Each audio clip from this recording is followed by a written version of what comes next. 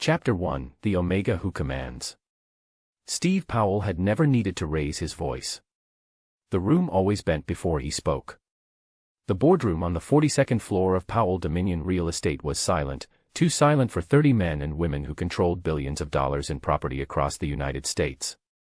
Every pair of eyes remained fixed on the Omega at the head of the table, tall and immaculately composed, his presence alone enough to command submission. Omegas ruled the world now. Not through instinct or seduction, but through precision. Steve folded his hands. Let's not waste time pretending this acquisition is risky. It's calculated, controlled, and profitable. No one challenged him. They never did. At 35, Steve Powell was ranked among the top 5 real estate magnates in the country. An Omega born into a legacy of dominance, sharpened by discipline rather than indulgence. Where others expected softness, he offered structure. Where they anticipated charm, he delivered authority. And still, he felt nothing. No bond. No pull. No echo of the mythical fated mate whispered about in old Omega literature. He'd long dismissed it as propaganda meant to keep Omegas emotional and controllable. After the meeting adjourned, Steve moved through the private elevator alone, jaw tightening slightly. Something felt off. A low pressure settled behind his ribs, unfamiliar and unwelcome. Anthony Brown didn't belong in buildings like this. He stood across the street from the glass tower, hands tucked into his coat pockets, posture relaxed but alert. The city knew him as a small-time crime boss, organized, efficient, and invisible enough to survive. An alpha who knew his place. Until today. The moment he stepped onto the sidewalk, the air shifted. His breath caught. His instincts roared awake in a way they never had before, sharp, overwhelming, undeniable. There. His gaze lifted. 42 floors above, behind reflective glass, something pulled at him so violently he had to brace himself against a lamppost. What the hell, he muttered. His chest burned. His senses flared. It wasn't lust. It wasn't fear. It was recognition. Steve froze inside the elevator. The sensation hit him like gravity doubling, his pulse stuttering, his breath shallow. No. He pressed a hand to his chest as if he could steady the impossible pull dragging his awareness downward, outward, toward someone. The doors opened. The feeling intensified. His gaze snapped to the street below, and for one brief, catastrophic second, his eyes locked with a stranger's. The world tilted. Omega instinct screamed. Alpha presence answered. Steve staggered back. Impossible, he whispered. Fated mates were a myth. Weren't they? Anthony tore his gaze away first, heart pounding violently. No. No, no, no. He turned sharply and disappeared into the crowd, instinct screaming that staying would destroy everything he'd built. High above, Steve pressed his palm to the glass, breath uneven. For the first time in his life. Something had shaken him. And fate had finally found him. Chapter 2: The Alpha in the Shadows. Anthony Brown did not believe in fate. He believed in preparation. In contingencies. In making sure every door had an exit and every man under him understood loyalty wasn't optional, it was survival. Fate was a fantasy for people who didn't have blood on their hands. Yet as he walked away from the glass tower, every step felt wrong. The city blurred around him, car horns, footsteps, neon reflections on wet pavement, but his mind stayed trapped on that moment. That pull. That impossible, soul-deep recognition that had slammed into him like a fist to the chest. He'd felt attraction before. Lust. Curiosity. Even admiration. This had been none of those. It had felt like being seen. Anthony exhaled slowly, forcing his breathing into control. He didn't look back again. He couldn't. Whatever, or whoever, that was, had power written into the air around them. And he didn't trust power he didn't understand. Across the city, Steve Powell stood in his office long after the building had emptied. The lights were dimmed automatically. Outside, the skyline glowed like a living organism, unaware that something inside him had fractured. He loosened his tie and leaned against his desk, fingers gripping the edge harder than necessary. He had felt alphas before. Hundreds of them. Their presence registered as background noise, predictable, manageable. This one had not. His instincts, long silent, had surged awake like something ancient stretching after a long sleep. It unsettled him. Not because he feared losing control, but because a part of him wanted to let go. He inhaled slowly, grounding himself. "You're imagining things," he told himself. "A physiological anomaly. Stress." Still, the echo of that presence lingered against his senses like a ghost of warmth. Steve straightened, reclaiming his composure. Tomorrow, he would bury himself in meetings, numbers, contracts. The world made sense when it was structured. Fate had no place in it. Anthony's headquarters sat beneath a repurposed shipping warehouse near the docks, quiet, unassuming, guarded by loyalty rather than fear. He sat alone in his office, lights low, a glass of untouched whiskey in front of him. His second-in-command, Marco, leaned against the doorframe. "You look like hell." "Feel worse," Anthony muttered. Marco studied him carefully. "Something happened." Anthony considered lying. Then shook his head. "I saw someone." Marco snorted. "You're telling me all this because you saw someone?" Anthony met his gaze, jaw tight. It wasn't normal. Silence stretched. "Like instinct?" Marco asked slowly. Anthony didn't answer. That was answer enough. Marco straightened, suddenly wary. "That's not possible. Omegas like that don't just." "I know," Anthony snapped. Then quieter, "I know. Because Omegas like that were untouchable.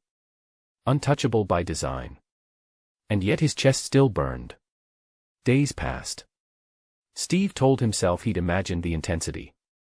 But his dreams betrayed him, warmth, closeness, a presence just out of reach. He woke restless, unsatisfied, unsettled. When his assistant informed him of a new real estate dispute near the docks, irritation flared. "Schedule it," he said curtly. The location name barely registered. The meeting room smelled faintly of salt and steel.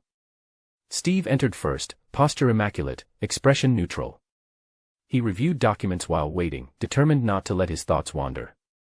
The door opened. The air shifted. His breath caught before he could stop it. Anthony stepped inside. Their eyes met again, and this time, there was no distance to soften the impact. The pull roared to life. Steve stiffened, every instinct screaming awareness. Anthony froze mid-step, heartbeat thundering in his ears.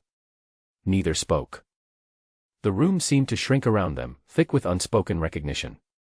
"So," Steve said finally, voice steady despite the storm inside him. "You're the owner." Anthony swallowed. "Looks like it." A beat. Then another. Something ancient and dangerous coiled between them. Not desire. Not dominance. Choice. Steve lifted his chin slightly, gaze unwavering. "This is a business meeting." Anthony nodded once. Of course. But neither of them believed it. And deep down, both knew. This was only the beginning. Chapter 3, First Contact. The silence between them had weight. It pressed against Steve's ribs, heavy and insistent, as though the air itself was waiting for permission to move again. He kept his posture immaculate, shoulders squared, chin level, but inside, something restless shifted and stirred. Anthony was closer now. Close enough that Steve could sense him without looking, heat, presence, steadiness. Not overwhelming. Not aggressive. Grounded. That, somehow, unsettled him most. "Let's sit," Steve said, gesturing toward the table. His voice was calm, practiced. Controlled. Anthony nodded once and pulled out a chair opposite him. The scrape of metal against the floor sounded louder than it should have. They sat. Paperwork lay between them, contracts neatly aligned, but neither reached for them. Steve lifted his gaze slowly. The moment their eyes met, the pull surged again, stronger this time, deliberate, almost aware. He inhaled sharply. Anthony noticed. "You okay?" he asked, tone low, careful.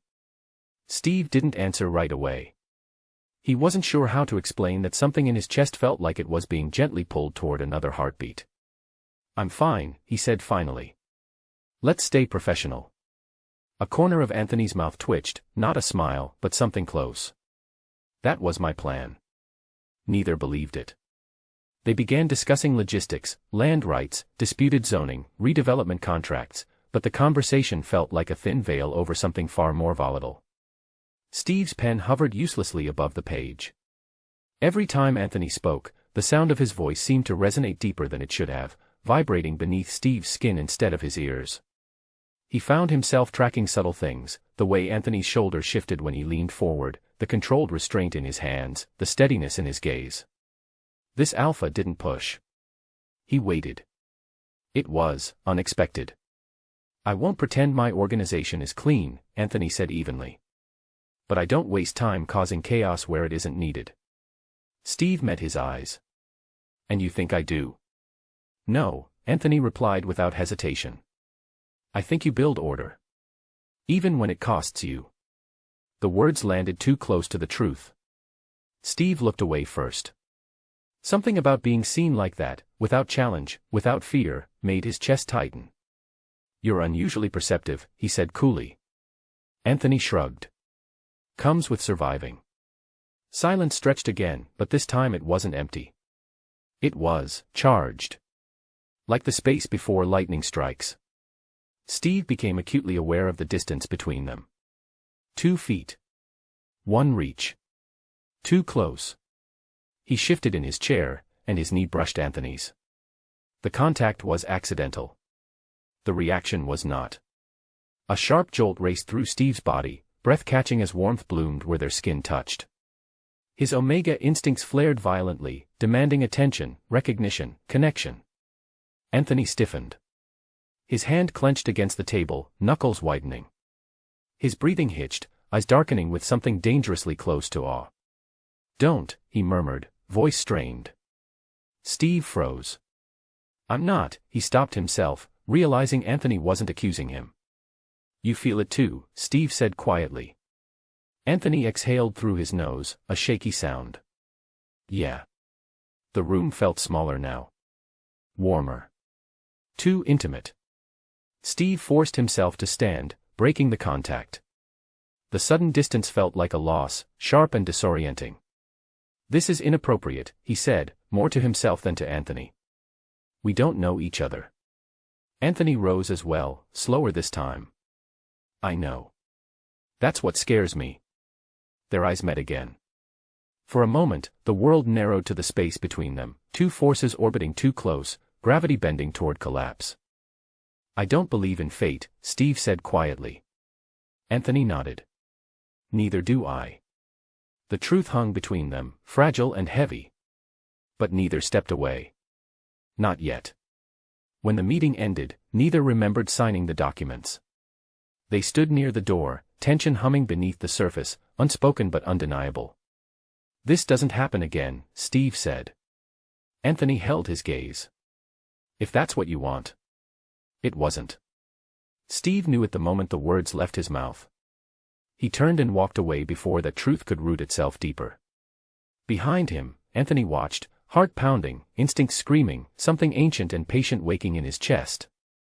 Fate might be a myth. But whatever this was, it was real. Chapter 4, Instinct versus Control. The city didn't sleep, but neither did Steve Powell. He stood by the floor-to-ceiling windows of his penthouse, the skyline sprawled beneath him like a living map of power and order. Normally, the sight grounded him. Tonight, it did nothing. His reflection stared back at him, composed, immaculate, untouchable. And unsettled. His thoughts kept circling back to one thing, Anthony Brown. The way his presence had pressed against Steve's senses like gravity. The way his calm had carried weight, not submission. The way his eyes had held recognition without hunger. It was wrong.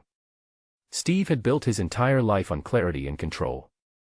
Omegas like him did not lose themselves to instinct. They ruled it. Yet his body still hummed faintly, like an echo refusing to fade. He exhaled slowly and straightened his cuffs. This is chemical, he muttered. Nothing more. But deep down, he knew better. Across the city, Anthony sat on the edge of his bed, elbows braced on his knees, staring at the floor. He hadn't slept since the meeting. The sensation wouldn't leave him, the invisible thread tugging at his awareness, subtle but persistent. It didn't pull him toward possession or dominance. It pulled him toward connection. That was what scared him. He'd survived by keeping emotional distance. Loyalty was earned. Trust was rationed. Anything deeper was a liability. And yet his instincts kept circling back to the Omega with steel in his spine and loneliness in his eyes. Anthony let out a quiet breath. "Your trouble," he murmured. 3 days passed. 3 days of restraint. Steve buried himself in negotiations and site visits, forcing his focus outward. Anthony buried himself in logistics and territory management, keeping his men close and his emotions buried deeper. But the pull didn't weaken. It sharpened. On the 4th day, their paths crossed again, unexpectedly, inevitably. Steve had stepped into a quiet cafe near his office, drawn by the promise of silence and good coffee. He barely made it 3 steps inside before his pulse stuttered. Anthony stood at the counter. Neither of them moved. The air shifted, thick, electric. Anthony turned slowly, and the moment his eyes met Steve's, something in him softened. "You again." Steve exhaled. "It seems we have poor timing." "Or very specific timing," Anthony replied quietly. They stood there, the world continuing around them while something fragile and dangerous unfolded between them. After a moment, Steve gestured toward an empty table. "Sit with me." It wasn't a command. It wasn't a request. It was an invitation. Anthony hesitated only a second before nodding. They sat across from each other, the small table forcing closeness. Steam curled from their cups, fogging the space between them. "I've been thinking about that day," Anthony admitted, fingers wrapping around his mug. "About what happened?" Steve studied him carefully. "And I don't think we can pretend it didn't." Steve's breath slowed. "I agree." Silence settled, not uncomfortable, but careful. "You're not afraid of me," Anthony said after a moment. "No," Steve replied. "But I'm cautious." A pause. "You should be," Anthony said softly. "I'm not safe." Steve met his gaze without flinching. "Neither am I." Something in Anthony's expression shifted, respect, maybe. Or recognition. "Then we're in trouble," he murmured. Steve's lips curved faintly. "Possibly." The pull between them surged again, warmer this time, less jarring. Not demanding. Inviting. Steve stood abruptly, needing space before instinct overtook reason. "This can't continue." Anthony didn't argue. "I know." They lingered a moment longer, too long, before parting ways. As Steve stepped back into the street, his chest felt tight but steady. He wasn't losing control. He was choosing not to. And yet, deep down, he knew.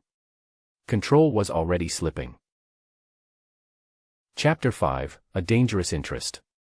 The first sign that something was wrong came quietly. Too quietly. Steve noticed it during a routine briefing, numbers that didn't quite line up, approvals that should have taken weeks appearing overnight, subtle shifts in zoning authority that hadn't gone through his office. On the surface, nothing alarming. Beneath it, however, was a pattern he didn't like. Someone was testing his perimeter. He leaned back in his chair, fingers steepled beneath his chin, gaze unfocused. The city skyline glowed beyond the glass, but his attention was elsewhere, threading connections, mapping influence. And somehow, unbidden, his thoughts drifted to Anthony. "No," he told himself. "This is business." But the pull hummed faintly in his chest, as if amused by the lie. Across the city, Anthony felt it too. A shift. A ripple through the underground networks he'd spent years stabilizing. Deals stalled. Messages came encoded and cautious. Old rivals stirred from the shadows like they'd been waiting for something to break. Or someone.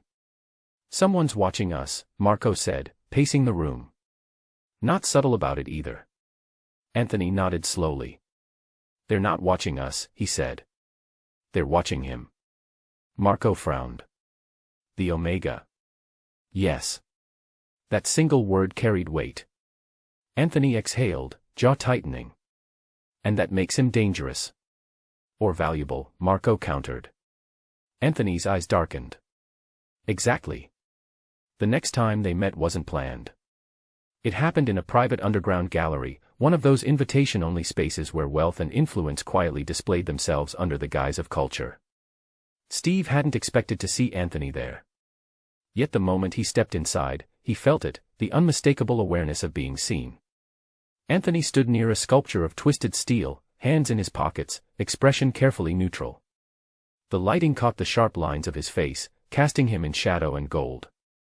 Steve's pulse picked up. This time, he didn't fight it.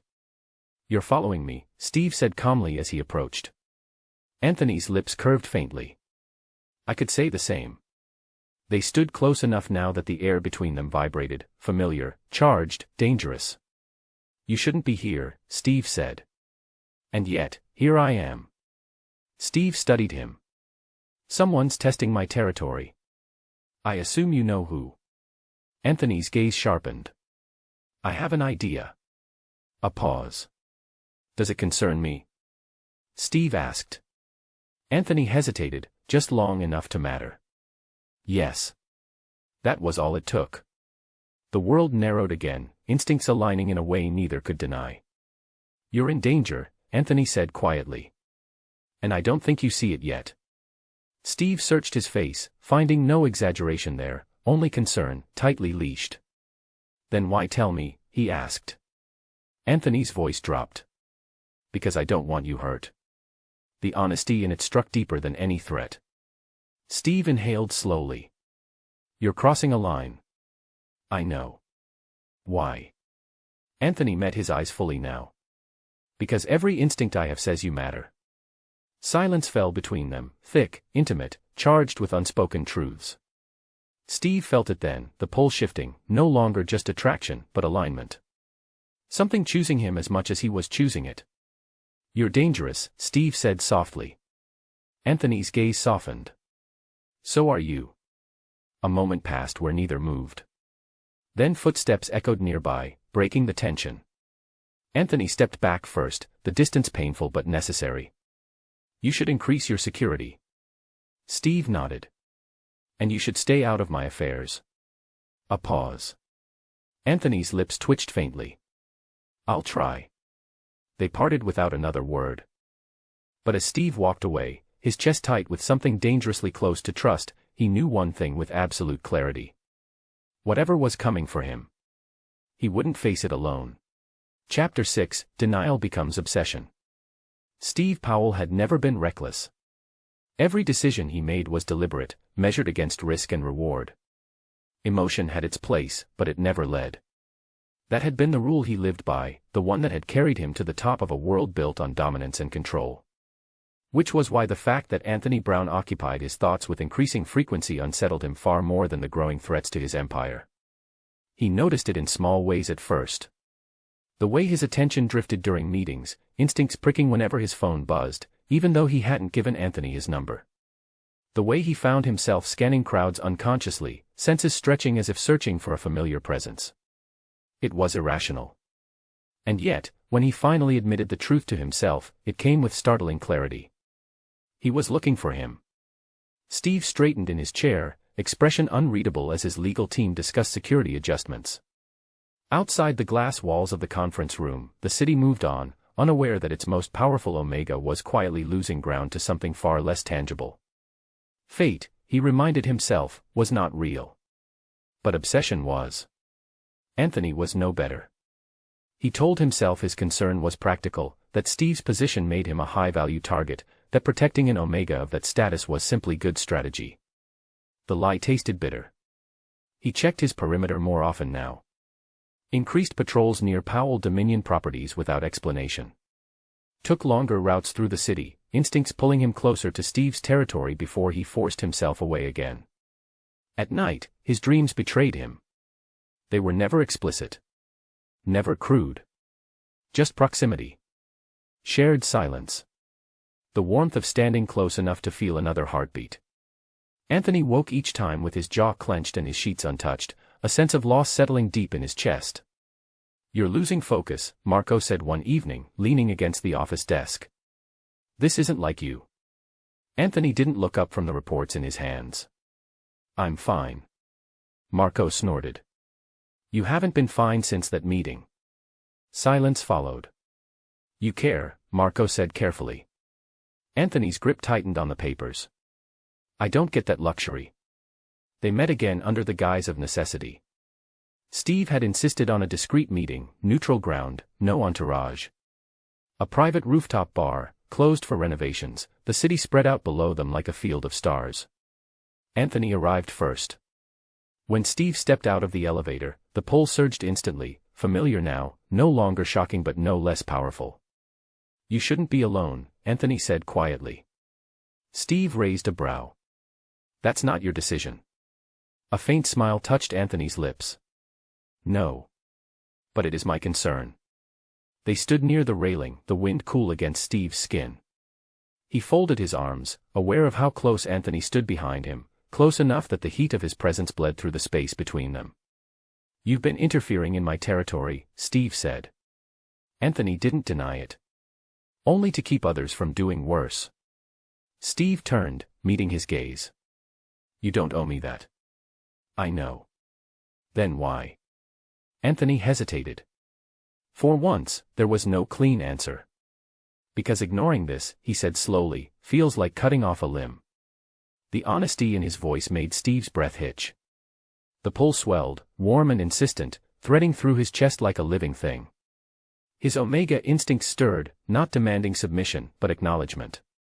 He took a step closer before he could stop himself. Anthony froze, every muscle taut, eyes dark with restraint. Steve, he warned softly. Steve's name sounded different in his voice. Too intimate. We can stop, Steve said quietly. If we choose to. Anthony searched his face. Do you want to? The question hung between them, fragile, dangerous, sincere. Steve exhaled slowly. No, he admitted. Anthony's hand lifted, then stopped just short of touching Steve's arm. The restraint in the gesture sent a sharp, unexpected ache through Steve's chest. Then we're already in trouble, Anthony murmured. Steve didn't step away. He tilted his head slightly instead, gaze steady. I don't think either of us believes in running. The wind carried the city's distant sounds around them, alive, indifferent, endless. And between them, denial finally cracked, quietly, irrevocably, into something that felt dangerously close to choice. Chapter 7, Crossing Territories. The first time Steve Powell crossed into Anthony Brown's territory, it wasn't marked by violence or ceremony. It was marked by trust.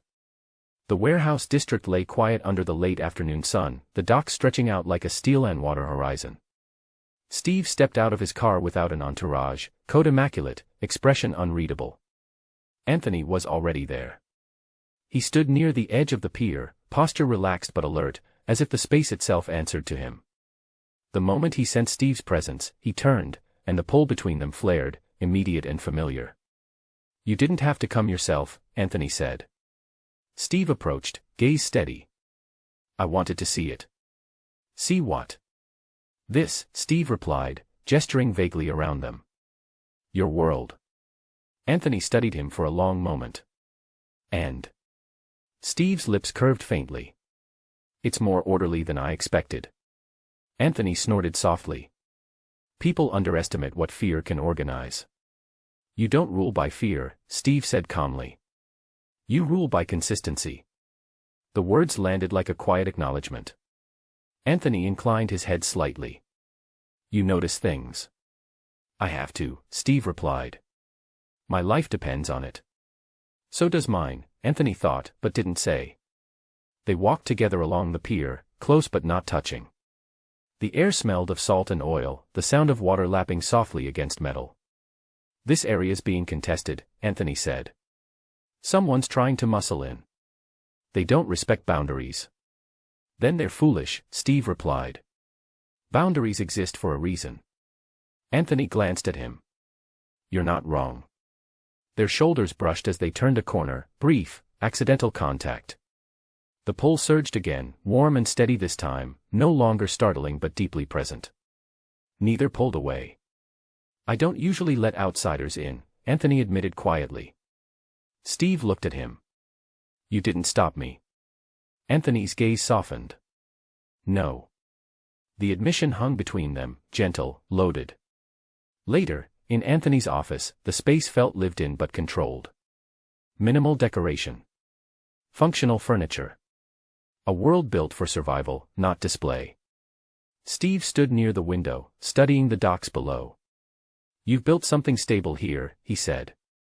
Despite the chaos. Anthony leaned against the desk. Stability is the only luxury I allow myself. Steve turned. And the rest? Anthony hesitated.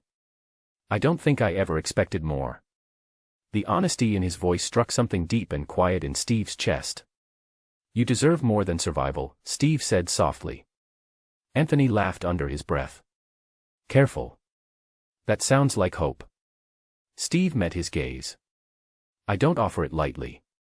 The pull between them deepened, not sharp, not demanding. Just present. Steady. Like a tide. When danger came, it came fast. A sudden shout outside.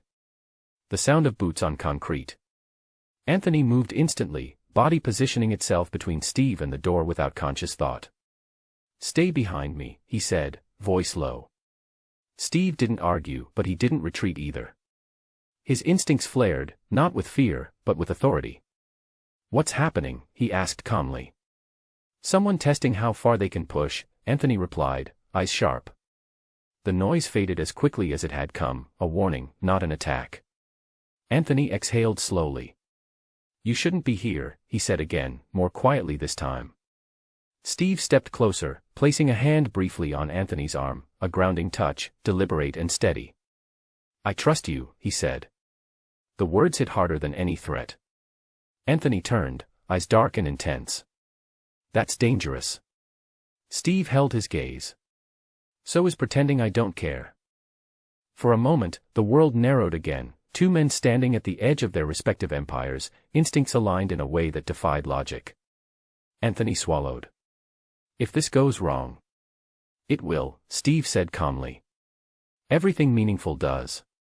Silence settled, heavy but not uncomfortable.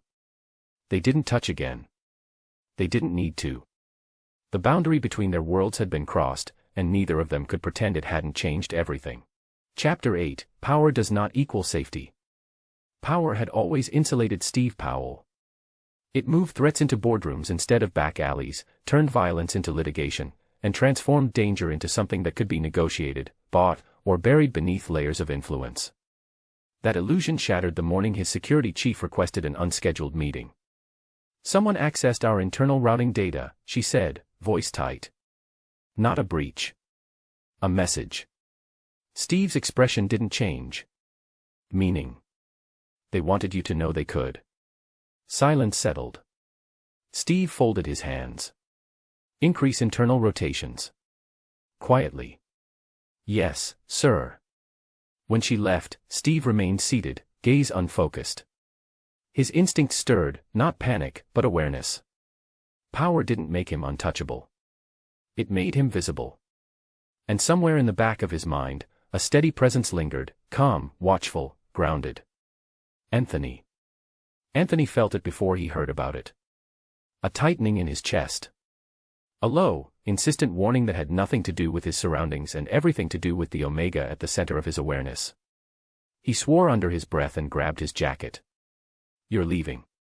Marco asked. Yes. Where? Anthony paused only long enough to answer honestly. Where I'm needed. They met that night in a quiet underground parking structure beneath one of Steve's smaller properties. The lights flickered, casting long shadows across concrete. Steve stood alone when Anthony arrived.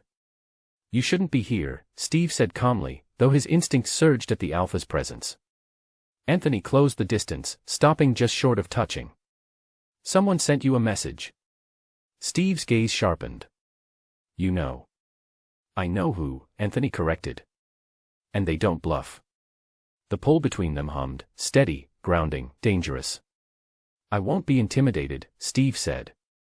I wouldn't expect you to be, Anthony replied. But power doesn't stop bullets. Steve studied him for a long moment. You're offering protection. Anthony nodded once. Yes. And the cost? There isn't one. Steve's lips pressed together. That's not how your world works. Anthony's voice lowered. It is when it's personal. The word settled heavily between them. Steve stepped closer, close enough now that he could feel Anthony's warmth through the air. His Omega instincts stirred, not demanding, but recognizing. You're crossing dangerous lines, Steve said softly. Anthony met his gaze without flinching. So are you. Over the following days, the arrangement took shape. Anthony didn't hover. He didn't intrude. He positioned people quietly, rerouted threats before they reached Steve's awareness. His protection was invisible but constant. Steve noticed everything. The way his days grew calmer despite the tension. The way his instincts settled whenever Anthony was nearby, even unseen. The way he found himself reaching out, sending brief messages that were never strictly necessary. Are things stable? Any updates? Anthony always replied. Concise. Steady. Handled. You're clear tonight. Each message grounded something deep in Steve's chest. They met again on a quiet balcony overlooking the city. You don't sleep much, Steve observed. Anthony leaned against the railing. Neither do you. A pause. This can't last, Steve said quietly. Anthony turned to him. You don't want it to. Steve hesitated, just long enough to betray himself. I don't want it to cost you, he admitted. Anthony's expression softened. You're not a burden. The words struck harder than Steve expected. For the first time, he let himself stand closer without calculating distance or consequence. The pull between them warmed, deepened, no longer a force pulling them together, but something holding them in place. Power didn't equal safety. But trust. Trust changed everything. Chapter 9, The Cost of Proximity. The first thing Steve noticed was how quiet his world had become. Not safer, quieter. Threats still existed. Deals still carried risk. But the constant, background vigilance he'd lived with for years had eased into something steadier, less frantic. A balance he hadn't realized he was missing. And every time he traced that calm back to its source, he found Anthony. That realization came with a cost. He caught himself delaying meetings just to exchange a few words. Standing closer than necessary during briefings. Letting his instincts lean outward instead of inward. For an Omega who had built his life on control, it was a dangerous shift. You're distracted, his assistant noted carefully one afternoon. Steve looked up, surprised. Am I? She hesitated. You're softer. The word lingered after she left. Softer wasn't weakness. He knew that. But it was change. Anthony felt the cost in different ways. His men noticed his increased absences. Rivals tested his edges more often, sensing something, someone, drawing his attention away. You're stretched thin, Marco said bluntly. This Omega is not a liability, Anthony cut in. Marco raised a brow. You sure about that?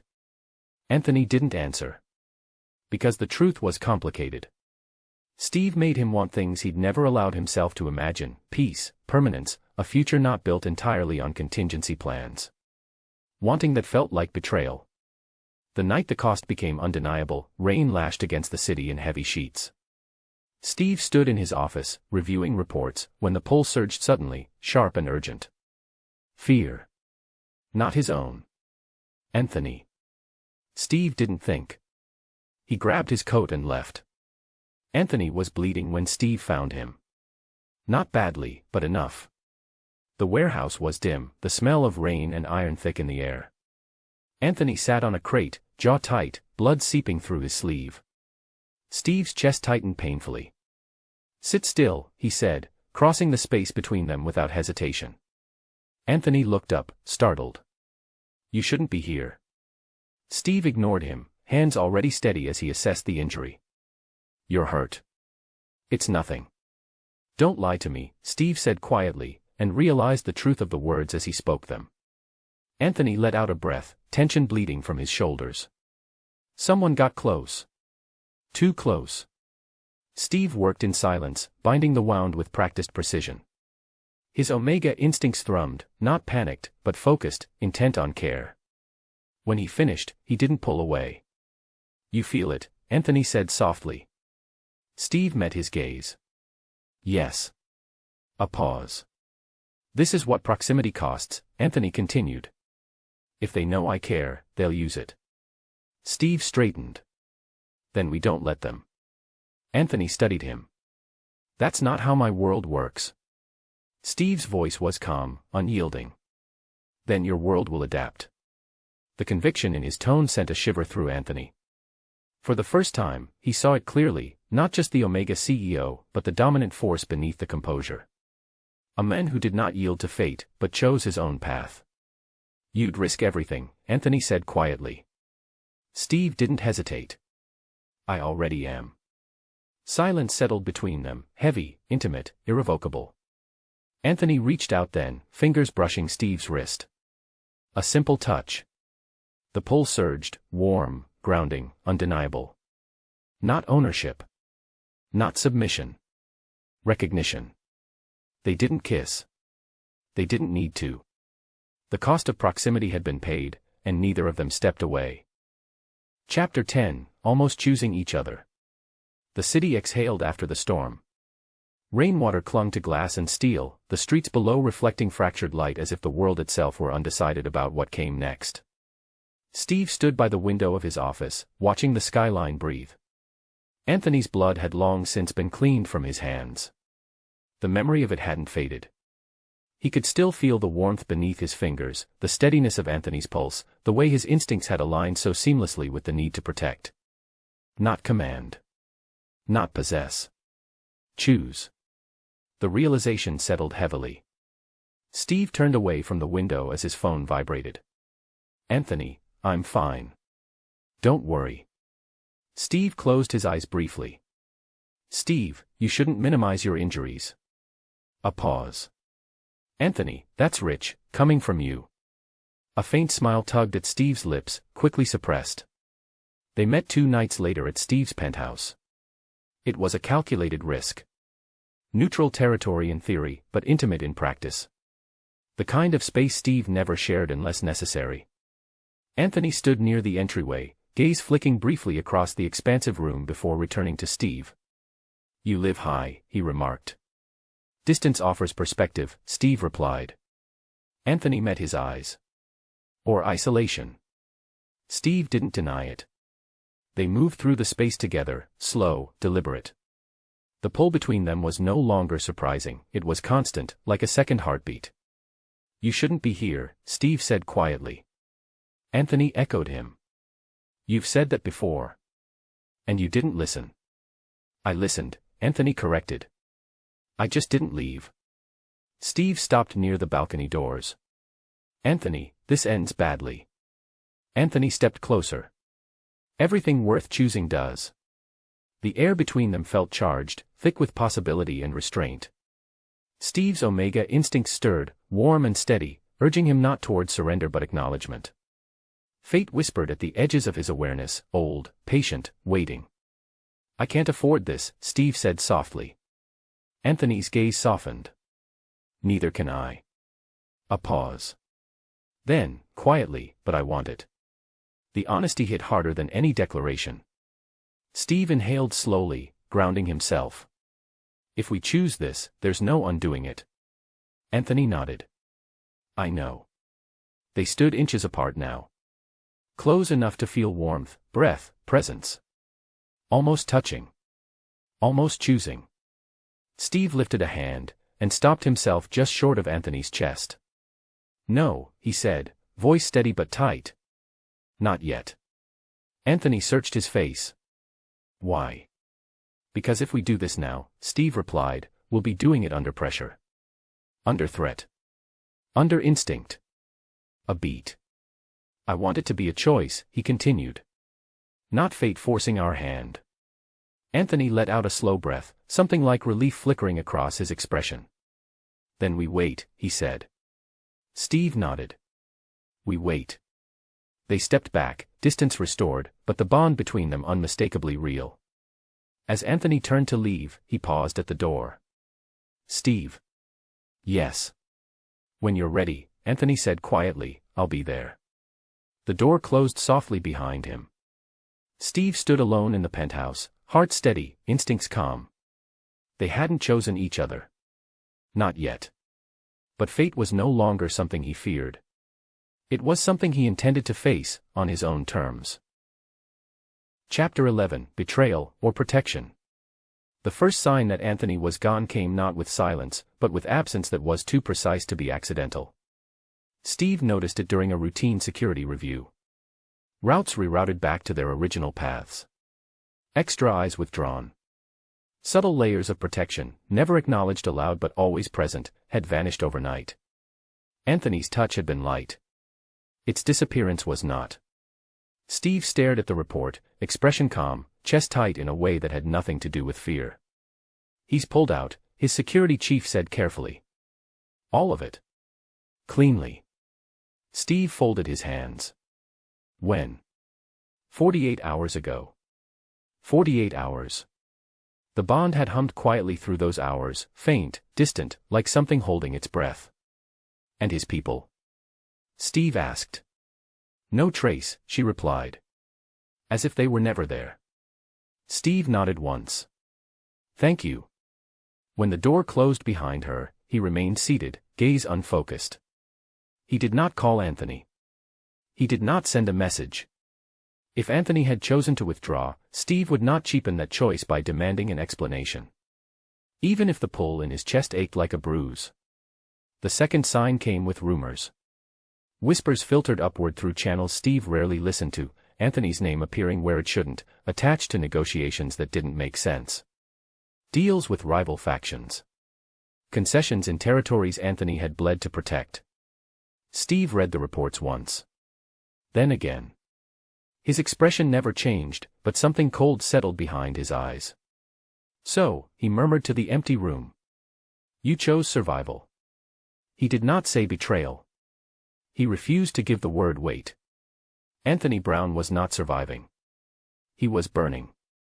The warehouse that had once served as his anchor lay abandoned, its network scattered by design. He moved constantly now, injuries barely healed, instincts screaming with every mile that took him farther from Steve's presence. The pull had not weakened. It had sharpened into pain. Marco had tried to stop him. "You don't disappear like this," Marco had argued. "You don't dismantle everything overnight." Anthony hadn't looked at him. "I do if it keeps him alive." Marco had gone quiet then. "You could have told him." Anthony had swallowed hard. "If I did, he'd try to stop me." And Steve Powell did not lose. Anthony would not be the reason he did. The third sign came with proof. Steve stood before a wall of projected data, eyes scanning the evidence laid bare by his analysts. The pattern was undeniable now. Anthony's concessions had redirected attention. Every move had drawn hostile eyes away from Steve's territory and onto Anthony's former holdings. It was elegant. Strategic. Self-destructive. Steve closed his eyes slowly. The pull surged then, sharp, aching, furious. "Idiot," he whispered. Not in anger. In understanding. That night, Steve stood alone on his balcony, the city sprawled beneath him. The wind tugged at his coat, cold and insistent. Anthony had not left to save himself. He had left to save Steve. The realization did not soften the ache. It made it worse.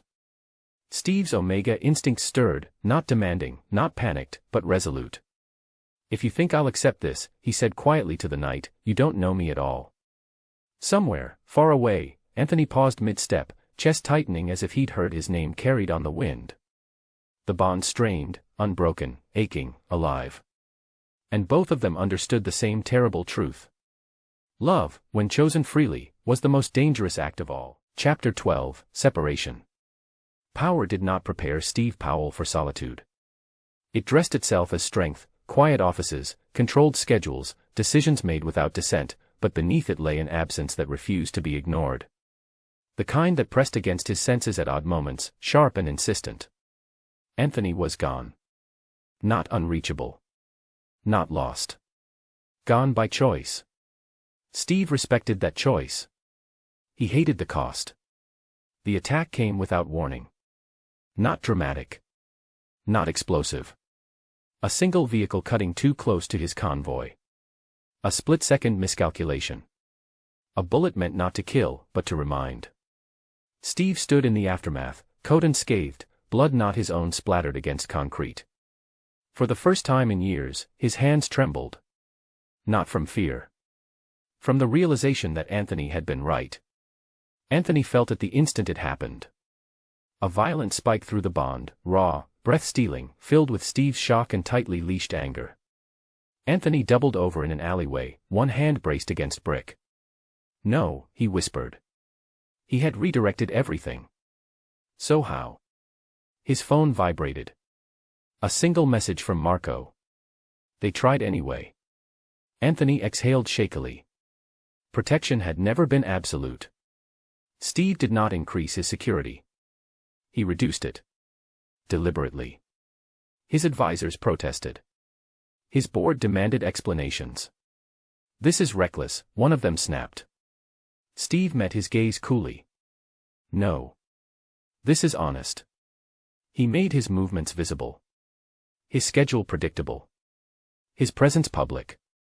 Not as bait. As a statement. I am not hiding. If Anthony was watching, and Steve knew he was, he would understand. Anthony watched from the edges.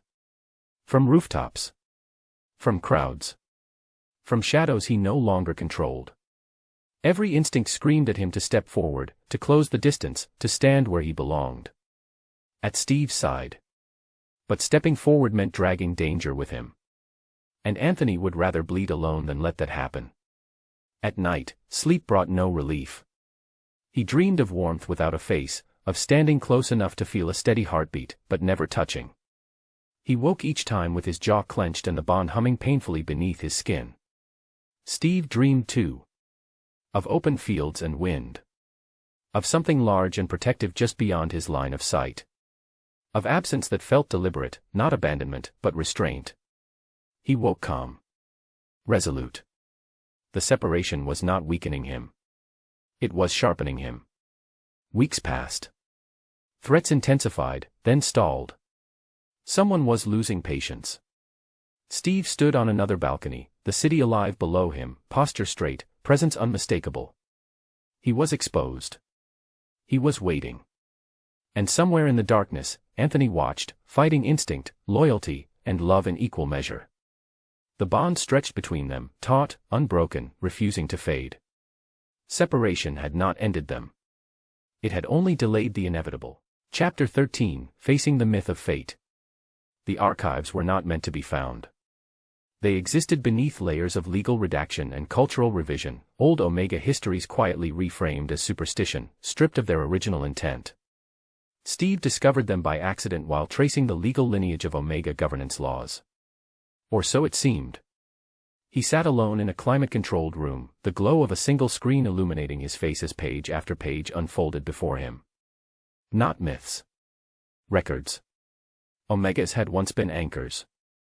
Not rulers by force, nor symbols of indulgence, but stabilizing points in a volatile world. Their bonds, rare, deliberate, and fiercely protected, had been understood as partnerships that tempered extremes. Fated mates were never described as chains. They were described as choices that resonated. Steve leaned back slowly, breath steady. So that was the lie. The suppression had been subtle. As Omegas rose into the top 1%, their instincts were reframed as liabilities. Bonds became distractions. Fate became something embarrassing, primitive, indulgent. Control was praised. Connection was regulated. Steve felt no anger. Only clarity. He had never feared fate itself. He had feared losing agency. But the truth, laid bare in careful, historical ink, was simpler than that. Fate waited. Anthony learned the truth the hard way. From an old contact who should have been dead, who spoke in fragments and warnings and truths no one else remembered. Omegas were never meant to stand alone, the men rasped. They chose partners who could walk beside them. Not behind. Anthony said nothing. The bond pulsed, quiet, aching, alive. So when an Omega chooses you, the men continued, and you walk away. Anthony closed his eyes. You don't spare them, the men finished. You wound them. The words lodged deep. Steve made his decision that night. Not to chase. Not to demand. But to be found. He dismantled layers of unnecessary insulation, publicly and deliberately. He moved his primary office to a glass-fronted building. Reduced his escort to the legal minimum. The media noticed. So did everyone else. It wasn't recklessness. It was an invitation. Anthony understood the moment he saw Steve standing at a public forum, unshielded, voice steady, presence unmistakable. The Omega wasn't signaling vulnerability. He was signaling trust. And trust demanded response. Anthony exhaled slowly, every instinct aligning into painful clarity. Fate had never been the enemy. Fear had. That night, Steve dreamed. He stood in a wide, open field under a pale sky. The air was calm, charged with quiet expectancy. Something moved in the tall grass. Not threatening. Waiting. Steve did not call out. He simply stood. And for the first time since the bond awakened, the ache eased into something like peace. Somewhere, Anthony felt it too. The pull softened, not weakened, but steadied. As if fate itself had stepped back, giving them room. Room to choose. Chapter 14, Standing Together. The attempt came in daylight. That was how Steve knew it was meant to be seen.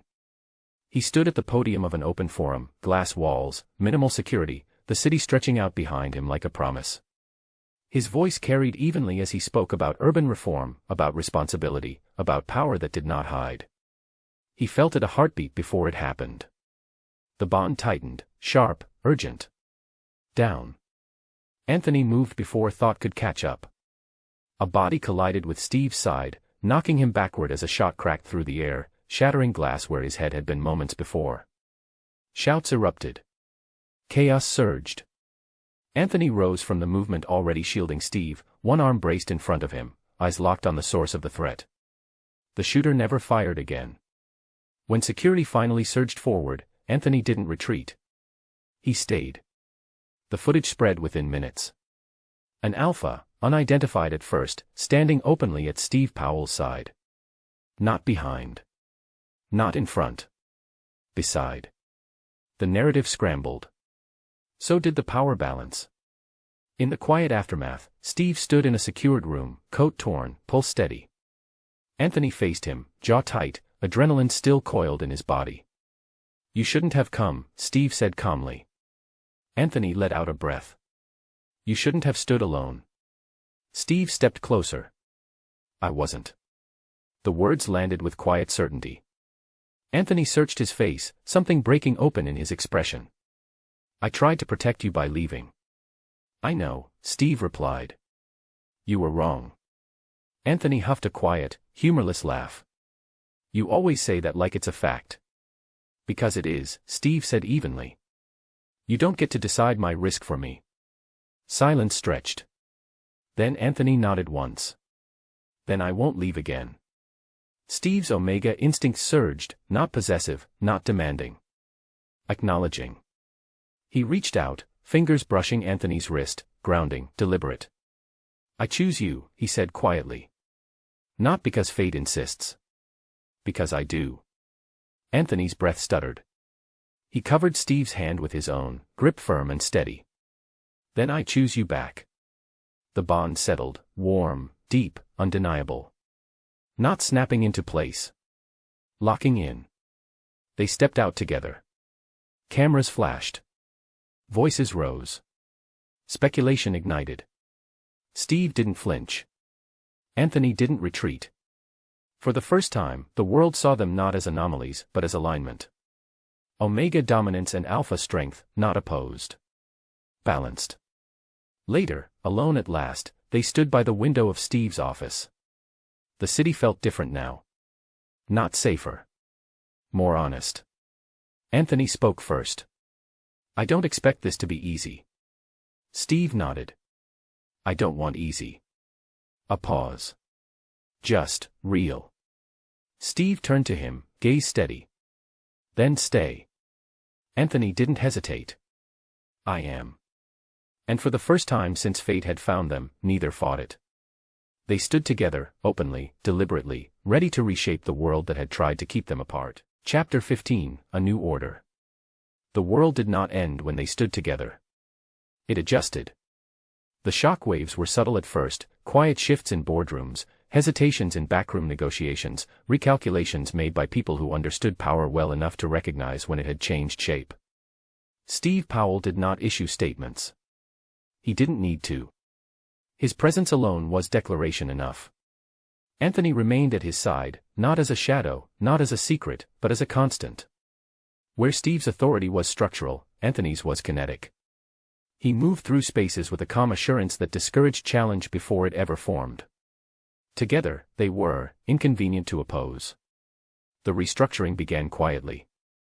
Anthony dismantled the most volatile segments of his operation, legitimizing others through channels Steve opened without apology. Labor unions replaced informal enforcement. Disputes that once ended in blood now ended in arbitration. Not out of mercy. Out of efficiency. Steve, for his part, redirected capital into sectors long ignored by Omega leadership: alpha housing initiatives, community infrastructure, employment protections. The narrative shifted. Not because Steve allowed it. Because he shaped it. Their bond became known without spectacle. No ceremony. No declaration. It simply existed. Some reacted with reverence. Others with unease. Steve welcomed both. They'll test us, Anthony said one evening as they reviewed reports side by side.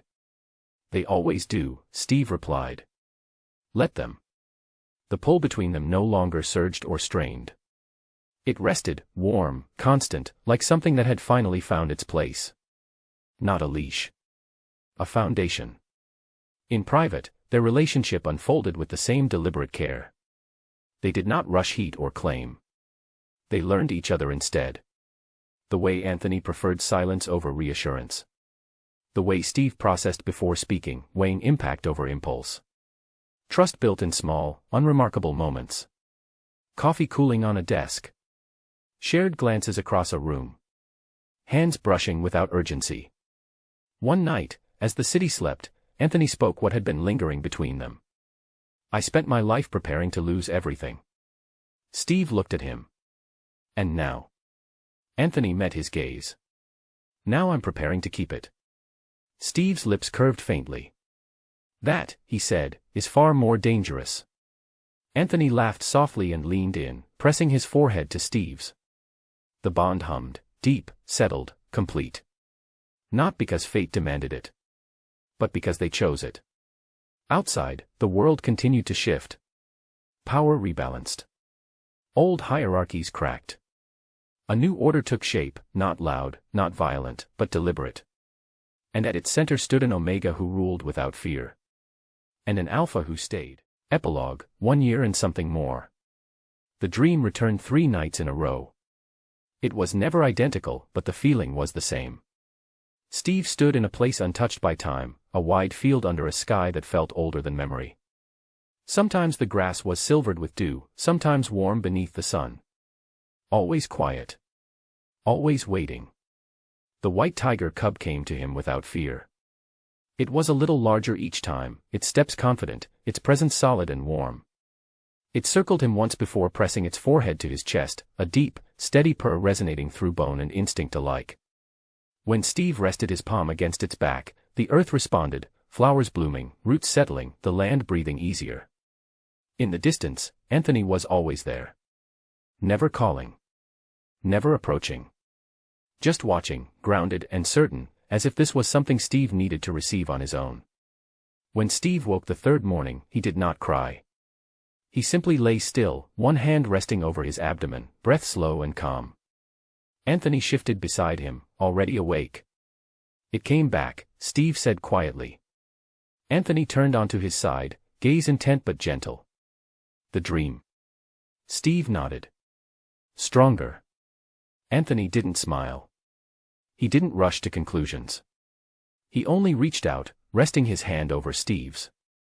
The bond answered, warm, deep, unmistakably alive. They did not speak of it to anyone at first. Not to advisors. Not to physicians. Not even to each other beyond what was necessary. Steve moved through his days with the same authority he always had, but something subtle had changed. His instincts felt settled. Less sharp at the edges. Anchored in a way that had nothing to do with power and everything to do with continuity. Anthony noticed everything. The way Steve paused more often, hand unconsciously protective. The way his presence carried a new gravity, quiet, expansive, undeniable. "You're different," Anthony said one evening as they shared a late meal, the city hushed outside their windows. Steve met his gaze. "So are you." Anthony considered that, then nodded. "Fair." The confirmation came in a private clinic that owed no allegiance to headlines or speculation. The doctor spoke carefully, respectfully, as if aware she was standing before something rare. "It's early," she said. "But yes. The bond has stabilized the process beautifully." Steve absorbed the words in silence. Anthony's fingers tightened around his, not in disbelief, not in fear. In awe. They told no one for another month. Not because they were afraid. Because some things deserve time to root before being exposed to the world. At night, Anthony would wake to find Steve staring at the ceiling, thoughtful rather than anxious. "What are you thinking about?" Anthony asked once. Steve turned his head. "Responsibility." Anthony huffed softly. "You've carried that your whole life."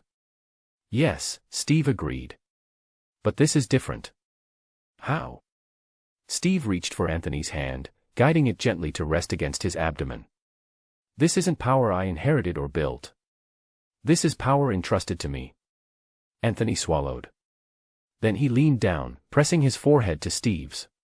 "You won't carry it alone." Steve smiled faintly. "I know." When the news finally became public, it did not explode. It settled. The world reacted in waves, shock, reverence, recalibration. Analysts spoke of legacy. Cultural historians spoke of old Omega myths resurfacing. Steve made no grand address. Anthony issued no warnings. They stood together at a single event, Steve composed and radiant, Anthony steady at his side, and that was enough. The message was clear. This was not weakness. This was continuation. Late one evening, months later, Steve stood once more on the balcony. The city stretched endlessly below, alive and changing. Anthony came up behind him, arms wrapping around his waist, not possessive, just present.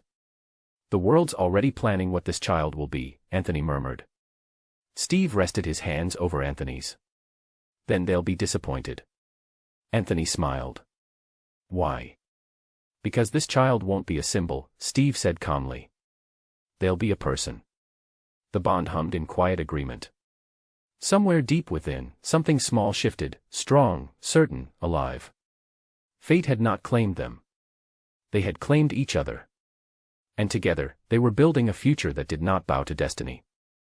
Only to choice.